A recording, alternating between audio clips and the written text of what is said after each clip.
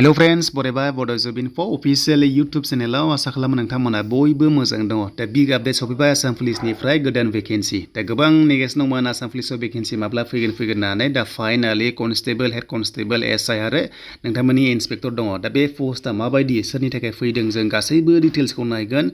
जाय नोंथांमोना बड' इनफो YouTube चेनेलाव गोदान साबस्क्राइब खालामना लाबानो जाबाय साख्रिनि आरो गभर्नमेन्ट स्किम्सनि बागै। स' नोंथांमोनाहाय आपडेट मोनबाय थानो हागोन। दा फाइनालि आसाम पुलिस सेप्टेम्बराव जानो गोनाङा मोनसे गोदान आपडेट सफैग्रोबाय जेराव भेकेन्सिया 322 जों बेयाव डिटेल्सखौ नायगोन गोबाव खालामा।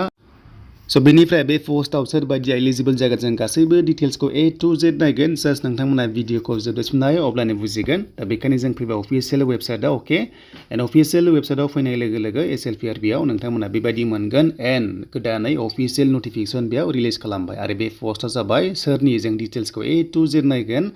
एन्ड बेनिफ्राय हानायसेबां शेयार लाइक कमेन्ट्स खालामबानो जाबाय नोंथांमोनाहाय। आरो बेनो जाबाय बे पस्टआ आसाम पुलिसनि आन्डाराव फैदों बेनो जाबाय एक्स-सार्भिसमेननि थाखाय।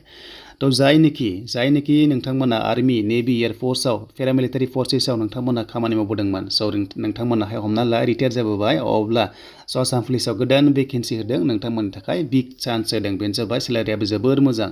आसाम पुलिसाव जि मोनो बेयावनो गासैबो दंजोबो। स' नोंथांमोना चान्सखौ मोनगोन आरो बिनि अनलाइन एप्लाइ स्टार्ट जासिगोन सेप्टेम्बर 1निफ्राय आरो लास्ट डेटआ 15 सेप्टेम्बरसिम थागोन। नोंथांमोना बे समावहाय 15 डेजनि गेजेराव अनलाइन एप्लाइखौ खालामनांगोन SLPRBआव। स' दानिया जों भेकेन्सि नायोबा 322 भेकेन्सि दङ। बेनो जाबाय इन्सपेक्टराव दङ, एसआई दङ, हेड कनस्टेबल दङ आरो कनस्टेबल दङ। स' नोंथांमोना बेबादि 60, 70, 200, 02 मोनदों भेकेन्सियाव। स' बेयाव जायफ्रानिखि गोसो दङ नोंथांमोना एलिजिबल जायोबा बे पस्टआव नोंथांमोना एप्लाइ खालामनो हागोन। अके एन्ड बेयाव नोंथांमोना नै गोबां रोखोमनि पस्टआ मोनखादों कनस्टेबल, हेड कनस्टेबल। स' नोंथांमोना नायदो क्लियारलि गासैबो डिटेल्सआ दंखाजोबो। बेनिफ्राय हेड कनस्टेबल गोबां सोंमोन, कनस्टेबलनिफ्राय हेड कनस्टेबलाव नोंथांमोनाहाय थांनो हायो। दा बेनिफ्राय जों दानिया नायो बैसोखौहाय। बैसोआ बेवहाय मेक्सिमाम 50 इयार्ससिम चान्सखौ होदों। अके 50 इयार्ससिम नोंथांमोना बेवहाय जुदि 50 इयार्सनि गाहायाव दङबा बे होनाय पस्टआव नोंथांमोना एलिजिबल जागोन। बेनो जाबाय एक्स-सार्भिसमेन हिसाबै। बेवहाय फ्रेश केन्डिडेटआ हानाय नङा आं बेखौ क्लियार खालामबाय आरो गासैबो पस्टआवनो नोंथांमोननि फरायनाया जाबाय 10 पास मिनिमाम 10 पास जाथारनांगोन। दा बाथ्राया जाहैबाय 10 पास खालामनांगोन। जायनोखि नोंथांमोना 10 पास खालामनानै नेभि बा इण्डियान एयारफोर्स बा आर्मि मावदोंमोन थ' नोंथांमोना बेवहाय मोनगोन। आरो बे पस्टआ जाबाय फार्स्टनिया जाबाय कनस्टेबल। अके कनस्टेबल, हेड कनस्टेबलाव, आर्मि लेभेलाव, नेभियाव, एयारफोर्सआव नोंथांमोनाहाय हाबिलदार पस्टआ मावनाय जानांगोन। अब्लासो नोंथांमोना बे कनस्टेबल आरो हेड कनस्टेबलाव एलिजिबल जागोन। अके बेखौ नोंथांमोना क्लियारै बुजिदो। बेनो जाबाय रेंकआ नोंथांमोना हाबिलदार हिसाबै मावनाय जाखानांगोन आर्मियाव, नेभियाव आरो एयारफोर्सआव। अके बे मोनथाम होनाय दङ। एन्ड बेनिफ्राय दानिया एसआई एबा नोंथांमोना इन्सपेक्टराव जुदि गोसो दङब्ला स' नोंथांमोना मा खालामनांगोननो बेयावबो माखासे रेंक दंमोन नेभि, एयारफोर्स आरो लोगोसे आर्मि। बेवहाय नोंथांमोना सुबिदार हिसाबै नायब सुबिदार हिसाबै मावदोंमोनब्ला स' नोंथांमोना दायो एसआई लेभेलाव नोंथांमोनाहाय एप्लाइ खालामनो हासिगोन आसाम पुलिसनि आन्डाराव। अके स' नोंथांमोना बेवहाय मिथिबाय।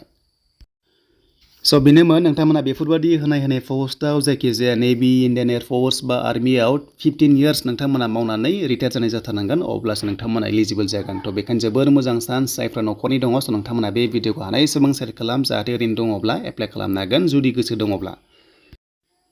स' दानिया डकुमेन्ट्सखौ मा खालामनांगोन आपल'ड बेनो जाबाय नोंथांमोननि पेन्सन पे अर्डार थायो। नोंथांमोना जेब्ला रिटायारमेन्ट जादोंमोन अब्ला मोनगोन माखासे डकुमेन्ट्स मोनबोखायो। एन्ड बेनिफ्राय नोंथांमोननि पासपर्ट साइज फट'ग्राफ, क्वालिफिकेसन, बेनिफ्राय आइ कार्ड थायो। बेनिफ्राय सार्टिफिकेट नोंथांमोननि मिलिटारि पुलिस बा special forces with special skills training दङब्ला मोजांसिन जागोन चान्सआ बारा मोनगोन होननानै बेवहाय दङ। दा जायखिजाया नोंथांमोना नांगौ खालामदो। एन्ड बेनिफ्राय इन्टारभिउआ माबायदि जागोन सिलेक्सन प्रसेसआ थ' बेनो जाबाय नोंथांमोना भाइभा टेस्ट मोनदों 100 मार्क्सनि आरो बेयाव मोजाङै पारफरमेन्स होबानो नोंथांमोननि साख्रि जागोन। जेबो बेयाव रानिं गैया। जेबो रानिं गैया जास्ट भाइभा टेस्टल' इन्टारभिउल' दङ पार्सनेल इन्टारभिउ। स' नोंथांमोना बेयाव फार्स्ट जाबानो डाइरेक्ट साख्रि आरो बेनि रिजाल्टखौहाय SLPRBआव होगोन नोंथांमोना मोनगोन। आरो लोगोसे 45 इयार्सनि गाहायाव दङबा बांसिन चान्सखौ मोनगोन होननानै बुंदों बे नोंथांमोननि पस्टफोरावहाय।